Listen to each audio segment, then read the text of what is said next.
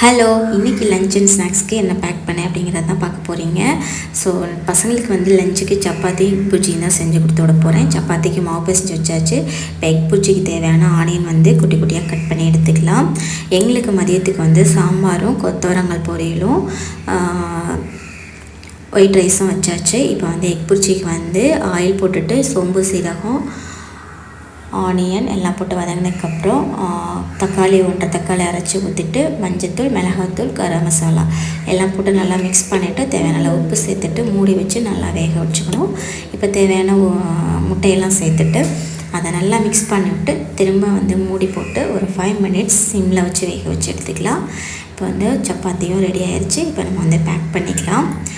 So பசங்களுக்கு வந்து chapati egg புஜ்ஜியும் back பண்ணிவிட்டு ஸ்நாக்ஸுக்கு வந்து லட்டு முறுக்கும் இருந்தது. ஸோ அதுதான் இன்றைக்கி வந்து ஸ்நாக்ஸ்க்கு கொடுத்து விட போகிறேன்.